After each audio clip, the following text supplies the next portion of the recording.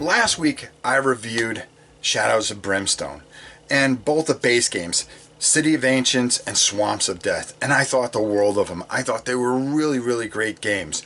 But this week we're going to take a look at all the expansions that are out for it so far. That means Cave of Cinders, Frontier Town, and then the numerous booster packs that they have. Does it make the game even better, or does it make it take a step backwards? Is it too much too soon?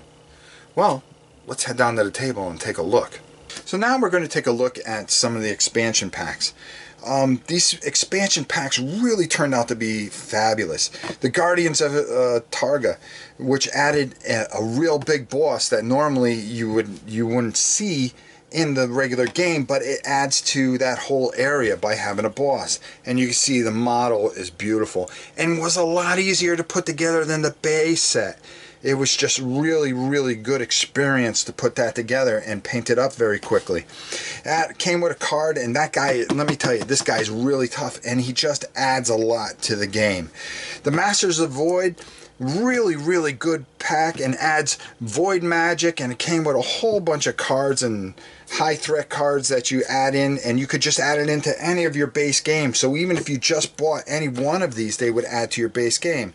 Now the ones that are specific are the Swamps and Slugs of Jericho, which really fit together with the Swamps of Death, as does the Guardian of Targa. But the Hell Vermin, they came and they were very easy to put together. They were just two pieces and you snapped them together without a problem. And the same thing with the Void guys. They were just so easy to put together. All you did was glue the head on and then they were ready to start painting, and I'm still working on those. But these packs came with just so much cool stuff. And even though I haven't put these guys together, you can tell it's only just a couple of pieces to put together. And of course they come with a ton of their own cards and adding more loot to the game, which really adds to the game. And the thematic part of it is that the loot coincides with that other world that you would go to. The other cool thing is that it introduces poison, just like it did in the Swamps of Death. So if you just have the City of Ancients, it is worth it to go out and get the other one. Also, it adds more campaigns to it. It comes with 2 more campaigns with this particular expansion, and also gives you good guides on painting and how to put them together, as well as a good backstory, and of course the beautiful oversized cards, as they always do. These sets are well worth the money to go out and get them, and I really enjoyed adding these into my collection. So let's right now take a look at Caverns of Cinder and Frontier Town. Now here we have the two expansions, Frontier Town and Caverns to Cinder. Caverns to Cinder is part of the other worlds. Those are the chances that you take when you go through a gate that you can end up going to one of these worlds. And it comes with an adventure book that once you get in there, all the different things that you can do there.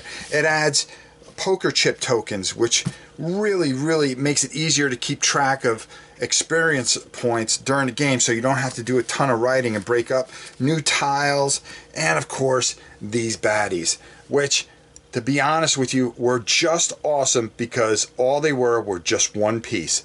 It was all together, didn't have to put anything together. All you had to do was just glue it to the base, which is a big help, and it helps you get going right away. There's lava spaces and new hellfire rules, and then of course a whole bunch of new scenarios to add in, which adds even more. And we haven't even got to half of these yet, and we just have enjoyed everything about this. This is such a meaty expansion, and some of the things that can happen in the other world, just tremendous. And then Frontier Town. After you get done with an adventure, you can go to another town. So it gives you plague towns and things like that. And then yet another adventure book. And it comes with a whole bunch of bandits, and there's all kinds of new areas that you can go through, and events and things that can go completely wrong. But the real payoff of both of these is that with Frontier Town, you actually get this town. And it is just really, really cool. Along with the bandits, you can have gunfights in the middle of town. We tried running the thing where you actually end up doing a gunfight, and the rules are just so clean and clear. It's just really, really fantastic. This is just a beautiful board on top of it. So let's go get my thoughts and talk a little bit more about Frontier Town up top. So all these expansions add so much to the game that you've got enough playability to take you for quite a long time, especially if you want to play the whole thing through. The only thing that I wish that some of these expansions had was to go higher than level 8, which from what I heard, the next big expansion is supposed to raise the cap limit. Once you get to the cap, it even says in the book, and that's it, you can't add anything else. So the best thing to do is to add another character.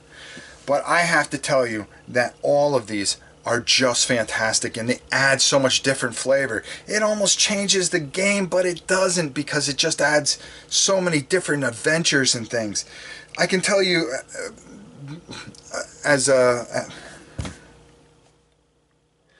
I can tell you from experience, we had just finished an adventure, and we went into town and we got all our stuff and we cleaned everything out, and then we said, hey, let's go try the new Frontier Town. It looks like it'd be kind of easy.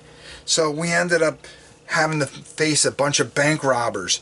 They were going and they were stealing from the bank, and they had to get these money sack tokens out of the game.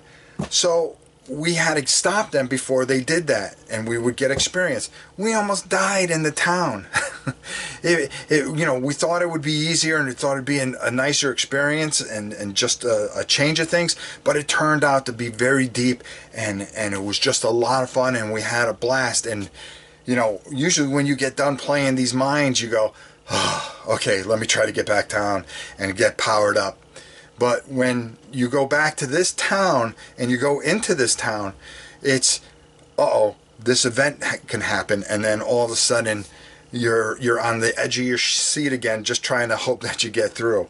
So much fun. You could pick from different sizes of towns that you want to go into. There's more town cards with more stuff to buy. All this just adds so much to this game. This game has slowly creeped up the list, my list of all-time games, and I have to tell you, the models in these expansions have been perfect.